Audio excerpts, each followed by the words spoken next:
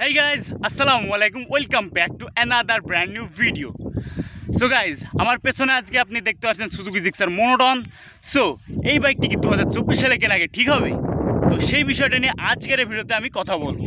তো বেশি কথা না বাড়াই তো চলুন ভিডিওটি শুরু করা যাক। অ্যান্ড ভিডিও শুরু করার আগে একটা কথা, আপনারা কিন্তু আমার ভিডিও দেখেন, আপনারা ভিডিওতে লাইকও করেন না, আবার চ্যানেলটিকে সাবস্ক্রাইবও করেন না। কেন ভাই, এটা কি খুব আহামরি জিনিস? ছোট্ট একটা জিনিস তো, আপনার ভিডিওর নিচেই তো দেওয়া আছে, করেন না? কারণ আপনার একটা লাইক আমার ইন্সপিরেশন, আমাকে আরও ভিডিও বানানোর জন্য আরও বেশি ইন্সপায়ার করে। তো প্লিজ একটু একটা লাইক করেন না। অ্যান্ড আপনারা আমাদের ফ্যামিলি মেম্বার হওয়ার জন্য অবশ্যই এই চ্যানেলটিকে সাবস্ক্রাইব করে রাখেন। তো বেশি কথা না বাড়াই তো চলুন ভিডিওটি শুরু করা যায়। সো ফার্স্ট অফ অল যদি এই বাইকটার লুকস নিয়ে কথা বলি, জাস্ট অসম। এই বাইকটা দেখতে অনেক বেশি সুন্দর, যে অ্যাঙ্গেল থেকে দেখবেন, যেই দিক থেকে দেখবেন এই বাইকটি দেখতে অনেক বেশি সুন্দর। এই বাইকের সামনে থেকে পেছন পর্যন্ত অনেক বেশি সুন্দর লাগে এই বাইকটি। অ্যান্ড এই বাইকের ফিচার্স নিয়ে যদি কথা বলি, এই বাইকে আপনারা একটা ফুল ডিজিটাল স্পিডোমিটার পেয়ে যাবেন, যা এই সেগমেন্টের মধ্যে অনেক সুন্দর একটা স্পিডোমিটার আমার কাছে যা মনে হয়। অ্যান্ড একটা বড়ো ছোটো একটা ট্যাঙ্ক পেয়ে যাবেন, অ্যান্ড অনেক বেশি পাওয়ারফুল একটা ইঞ্জিন পেয়ে যাবেন। যে ইঞ্জিনটা হচ্ছে 154.9 সিসির একটা ইঞ্জিন।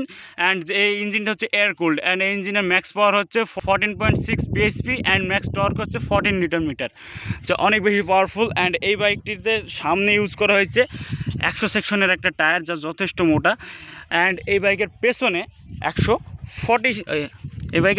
140 সেকশনের একটা টায়ার ইউজ করা হয়েছে, যা এই সেগমেন্টের মধ্যে অনেক বেশি মোটা এই দুটার চাকায়। তো আমার কাছে মনে হয় এই বাইকটার চাকা অনেক বেশি সুন্দর ফিডব্যাক দেবে, ভিজা রাস্তায় বলেন, কর্নারিংয়ের ক্ষেত্রে বলেন, ভাঙাচোরা রাস্তায় বলেন।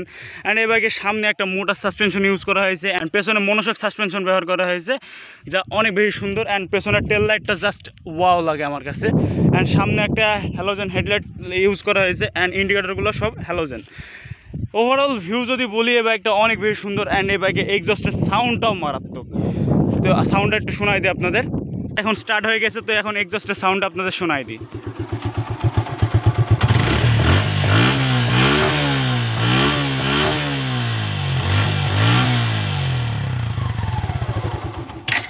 জাস্ট অসম। এক্সজস্টের সাউন্ডটা আমার কাছে অনেক বেশি সুন্দর লাগে।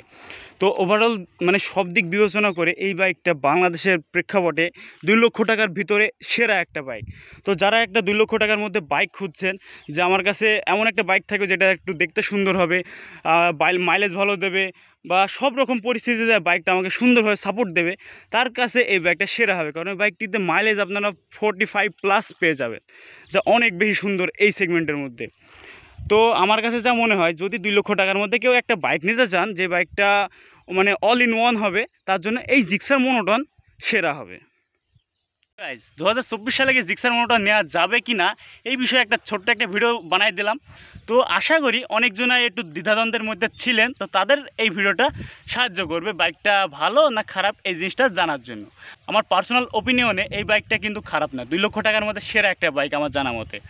সো বেশি কথা বলবো না, আজকের ভিডিওটা ছিল এই পর্যন্তই।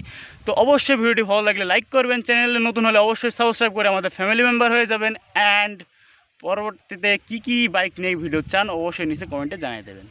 তো আজকে আর বেশি কথা হলো না, টাটা।